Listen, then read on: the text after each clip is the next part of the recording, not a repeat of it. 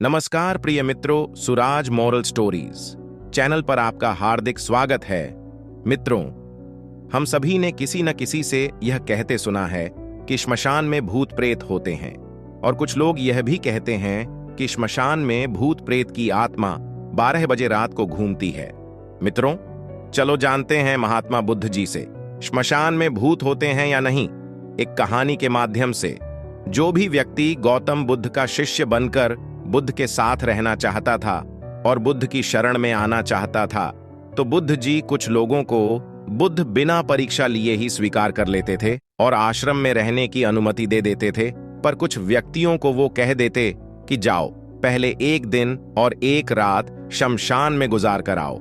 एक दिन एक व्यक्ति बुद्ध के पास आया और उसने बुद्ध के आश्रम में शामिल होने की इच्छा जताते हुए कहा, गुरुजी, मैं आपका शिष्य बनना चाहता हूं। बुद्ध ने कहा, तुम मेरा शिष्य बनने के लिए तुम्हें एक दिन और एक रात पूरा शमशान में बिताना होगा, और वहां पर तुम जो कुछ भी देखोगे, जो भी महसूस करोगे, मुझे आकर बताओगे, तब उसके बाद ही तुम आश्रम में शामिल हो पाओगे। गौतम बुद्ध की यह बात सुनकर वह व्यक्ति घबरा गया और उसने बुद्ध से डरकर कांपती आवाज में कहा, जी, दिन में तो ठीक है, लेकिन रात में शमशान में रहना बहुत खतरा है। बुद्ध ने कहा, कैसा खतरा? व्यक्ति ने कहा, वहां भूत प्रेत होंगे, वो मुझे पकड़ लेंगे और जान से मार देंगे, या तो मेरा जीवन बर्बाद कर देंगे। भूत प्रेतों का उस व्यक्ति के चेहरे पर साफ दिख रहा था। बुद्ध ने कहा, क्या तुमने भूत प्रेत देखे हैं? व्यक्ति ने कहा, नहीं, पर मैंने सुना बहुत है और कुछ ऐसे लोगों को जरूर देखा है जिनमें भूत आ जाते हैं और उन्हें परेशान करते हैं, अजीब अजीब हरकतें करते हैं। इस पर बुद्ध ने कहा, फिर तो अब तुम्हारे पास यह अच्छा मौका है ये जानने के लिए कि क्या सच में भूत प्रेत होते हैं या नहीं। तुम एक रात शमशान में व्यतीत करो, वहां पर तुम्हें कुछ ऐसा लगे कि वह भूत हैं, तो देखना कि वह कैसा दिखता है, और यदि ऐसा कुछ न हुआ तो तुम यह जान पाओगे कि भूत प्रेत जैसी कोई चीज नहीं होती है। इस तरह पूरी रात तुम जो भी अनुभव कर पाओ, वो सब कुछ सुबह मुझे आकर बताना। बुद्ध की बातों को सुनकर वह व्यक्ति तैयार हो जाता है। व्यक्ति बोला, ठीक है गुरुजी, मैं एक पूरा दिन और रात शमशान में गुजार दूंगा। बुद्ध ने कहा कि अभी तुम स्नान कर लो और आश्रम में जाकर भोजन करके आराम करो, और कल सुबह की पहली किरण के साथ ही शमशान पहुंच जाना। व्यक्ति को आश्रम में जाने के बाद बुद्ध ने अपने 4 शिष्यों से कहा कि वह व्यक्ति कल शमशान जाएगा, तुम सब उसके पीछे जाना और उस पर नजर रखना, पर ध्यान रहे उसे थोड़ा भी न लगे कि कोई उस पर नजर रख रहा है। अगले दिन सुबह होते ही वह व्यक्ति शमशान में पहुंच गया और 4 शिष्य भी उस व्यक्ति का पीछा करते हुए एक जगह छुपकर उस व्यक्ति पर नजर रखने लगे। जब तक दिन था तब तक वह व्यक्ति शमशान में इधर उधर घूमता रहा। उसे वैसा कुछ भी अनुभव नहीं हुआ, लेकिन जैसे जैसे सूर्य ढलने के साथ अंधेरा बढ़ता जा रहा था, वैसे वैसे व्यक्ति की धड़कनें भी बढ़ती जा रही थीं। किसी तरह उस व्यक्ति ने पूरी रात शमशान में गुजार ही ली और सुबह होते ही वह बुद्ध के पास पहुंच गया। बुद्ध ने व्यक्ति से पूछा, बताओ शमशान में कैसा समय गुजरा तुम्हारा? क्या तुमने कोई भूत देखा और क्या क्या अनुभव किया? व्यक्ति बोला, गुरुजी, जैसे ही मैं सुबह सुबह शमशान में पहुंचा तो वहां कुछ घंटे बाद मुझे कुछ लोगों की भीड़ शमशान की ओर आती दिखाई पड़ी, जो एक अर्थी लिए आ रहे थे। मैंने जब उन लोगों को ध्यान से देखा तो उनमें से कुछ लोग बहुत दुखी थे, कुछ लोग सामान्य और कुछ लोग बेहद खुश थे। वो लोग उस मरे हुए इंसान के बारे में बोल रहे थे कि इस व्यक्ति ने बहुत अच्छे कर्म किए हैं, बहुत किस्मत वाला है ये। इसके बाद उस मरे व्यक्ति के बेटे ने अपने वृद्ध पिता की चिता को अग्नि दी। अर्थी के साथ शमशान आए, लोग कुछ देर वहीं खड़े रहे। चिता प्रचंड आग की लपटों से धू धू करके जलती रही और सभी लोग मायूस खड़े होकर जलती चिता को देख रहे थे। जैसे जैसे चिता की आग धीमी होने लगी, वहां पर मौजूद लोग भी वहां से जाने लगे, और थोड़ी देर बाद वहां पर 2 और अर्थी आई, जिसमें एक अर्थी किसी अमीर व्यक्ति की थी जो तरह तरह के फूलों से बहुत सजी धजी थी। उस अर्थी के आसपास बहुत से लोग भी थे, और दूसरी अर्थी एक गरीब व्यक्ति की थी जो बेहद साधारण सी थी, और उसके आसपास गिने चुने ही लोग थे। अमीर व्यक्ति की चिता चंदन की लकड़ी पर जलाई गई, जबकि गरीब व्यक्ति की चिता साधारण लकड़ियों पर जलाई गई। पहले अमीर व्यक्ति की चिता को जलाया गया क्योंकि वो अमीर था। उसके बाद गरीब व्यक्ति की चिता जलाई गई। दोनों व्यक्तियों की चिताएं जब जल गईं, तो सभी लोग शमशान से चले जाते हैं, लेकिन मैं वहीं खड़े चिंताओं को देखता रहा। अब बुद्ध ने कहा, तुमने उनकी चिताओं को देखकर क्या समझा और क्या अनुभव किया? व्यक्ति ने कहा, जी, दोनों की चिताएं एक समान थीं, दोनों के ही शरीर उन चिंताओं में समान तरीके से ही जले। उसके बाद जब सब कुछ जलकर राख में बदल गया, तो वो रात भी एक समान ही थी। गुरुजी, उसके बाद वहां पर एक महिला की अर्थी आई। उस औरत का पति बहुत दुखी था, फूट फूट कर रो रहा था, और उसके साथ शमशान में आए बाकी लोग भी बहुत दुखी थे। वो सभी उसके पति को दिलासा दे रहे थे, और मैंने उसने देखा कि बहुत से लोग काफी बुद्धिमान थे, वो ज्ञान की बातें कर रहे थे। मैंने ध्यान से उनकी बातों को सुना तो वो बोल रहे थे कि अर्थी की सवारी करते हुए एक दिन तो सबको यहां आना होगा। जीवन हमें इंसानियत और परोपकार से जीना चाहिए, धर्म कर्म और से दूर रहना चाहिए, किसी को कभी कष्ट नहीं देना चाहिए। धन के पीछे हमेशा आकर जो हम अपने जीवन का सुख चैन गंवा बैठते हैं, और अंत में जो भी धन इकट्ठा करते हैं, सब कुछ तो यही धरा का धरा रह जाता है। उसके बाद शमशान में कोई अर्थी नहीं आया। इस पर बुद्ध ने पूछा कि तुम सारी रात वहां रहे, तो क्या कोई भूत प्रेत तुम्हें दिखा? व्यक्ति बोला, नहीं, वहां मुझे कोई भूत प्रेत नहीं दिखा, बल्कि मन में एकदम सच कहूं तो पूरी रात में अपने आप से ही डरता रहा। कभी हवाओं से हिलने वाले पत्तों की आवाजों से डरता रहा, तो कभी वहां आसपास मौजूद जीव जंतुओं की आवाजों से डरता रहा। सारी रात दहेशक में रहा, लेकिन पूरी रात ने मुझे कोई भूत प्रेत नजर नहीं आया।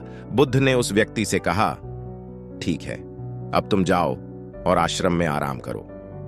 कल फिर तुम पूरा दिन और रात शमशान में बिताना होगा।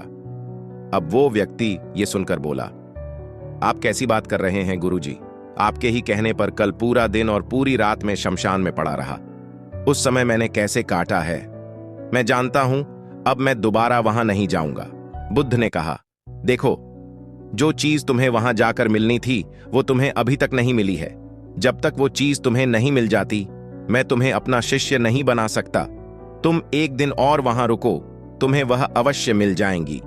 व्यक्ति बोला, ठीक है, मैं कल एक दिन और रात और व्यतीत कर लूंगा शमशान में। अगले दिन सुबह वह व्यक्ति बुद्ध का आशीर्वाद लेकर फिर से शमशान पहुंच गया।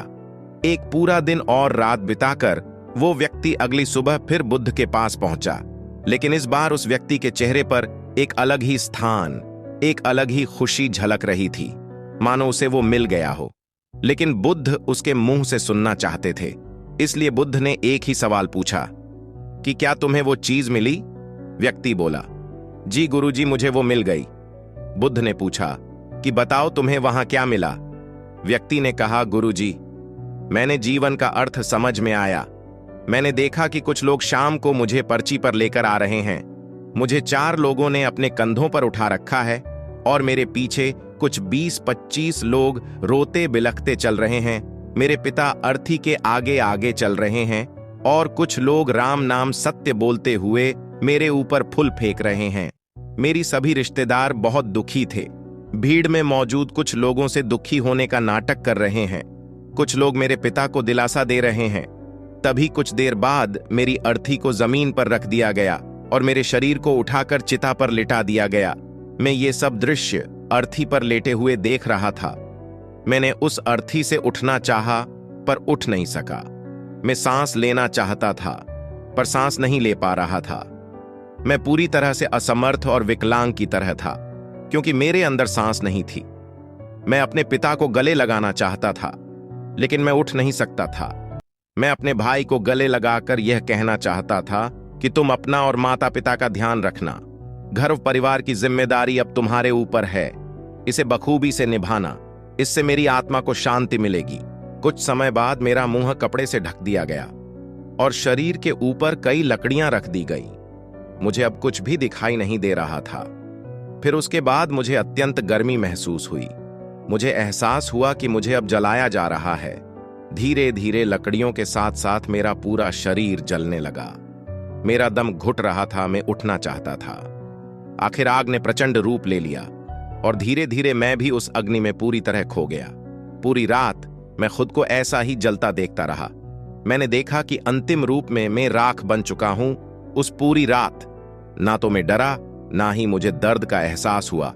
जब आंखें खुलीं तो एक तीव्र रोशनी मेरे आंखों पर पड़ी। मैंने देखा कि ये तो मैं हूं, वो भी शरीर भी।